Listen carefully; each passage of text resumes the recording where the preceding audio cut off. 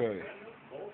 This defendant's name is being withheld for fear of further prosecution of bogus cases. These are the crimes he's being accused of committing. This is the first sheet, and this is here in Duluth, Minnesota. This is the second sheet. Okay. I want to make sure you get the dates. Okay.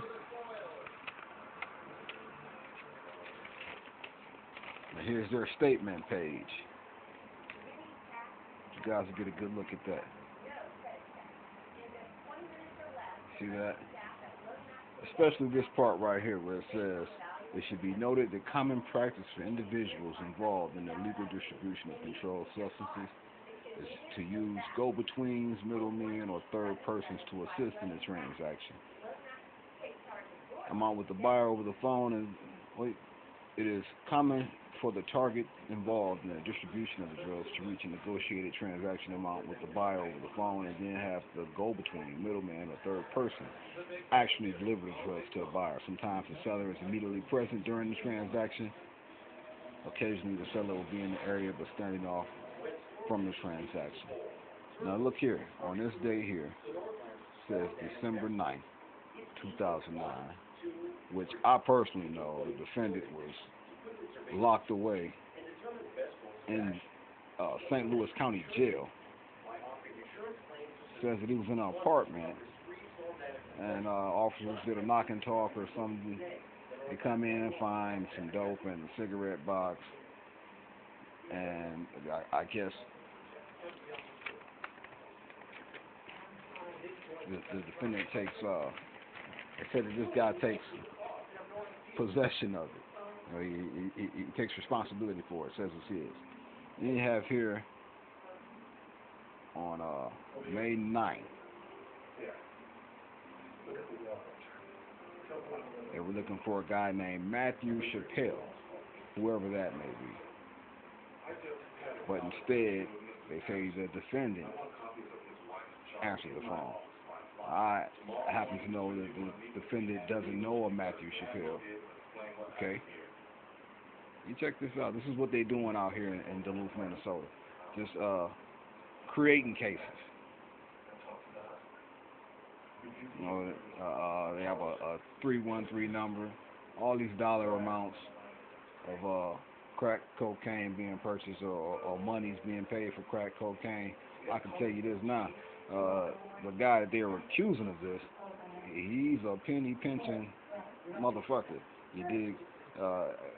He ain't selling nothing bigger than a 50 or a dollar piece.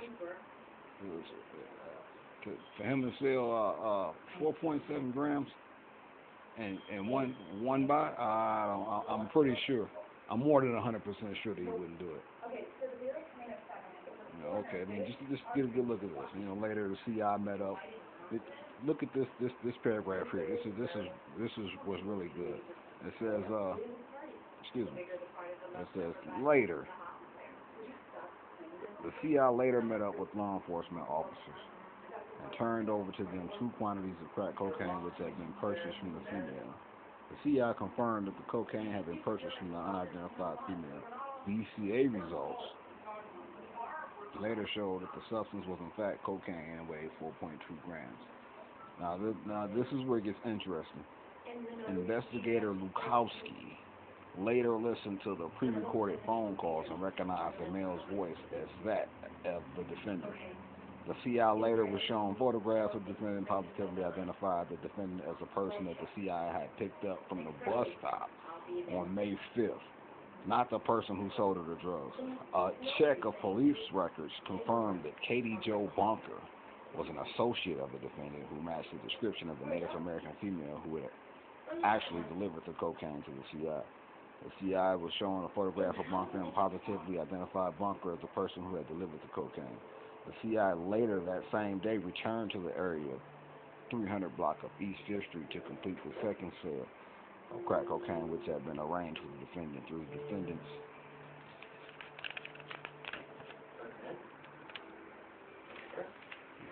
phone number. CI reported talking with the defendant, who told him that he only had $280 worth of crack cocaine left. The CI acknowledged the CI was still willing to buy. A short time later, Bunker came out of 312 East 5th Street and met with the CI inside the CI's vehicle. At that time, Bunker completed a sale and sold the CI a quantity of crack cocaine for $280. This crack cocaine was later turned over to law enforcement, where it was weighed and tested. BCA results showed that the substance tested positive for cocaine and weighed 1.4 grams. On May 19th, officers again attempted to purchase crack cocaine from the defendant. The text and phone messages were placed to the defendant's cell phone.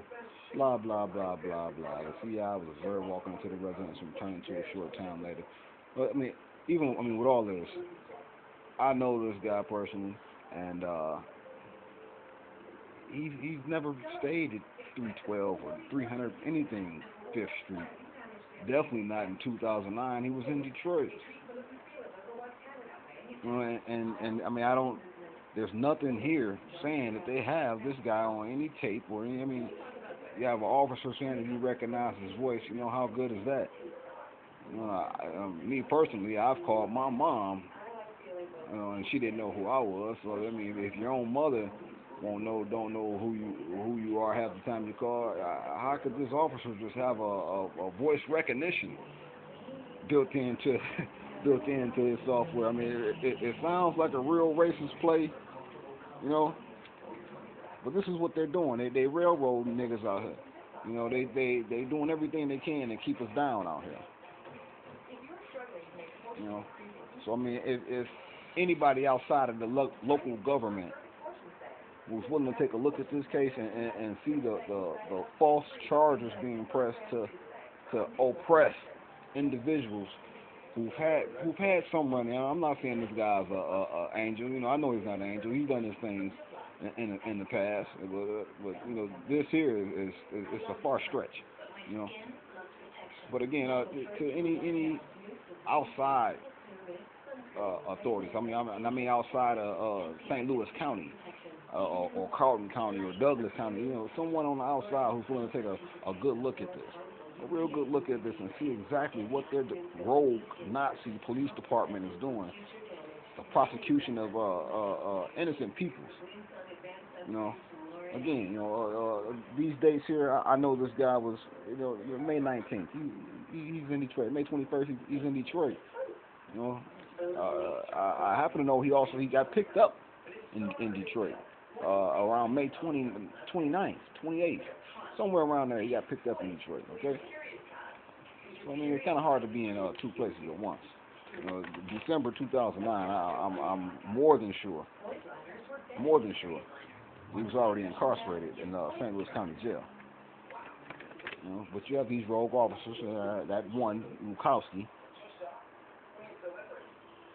and all of his fellow partners of this Lake Superior Drug and Gang Task Force. They're bogus.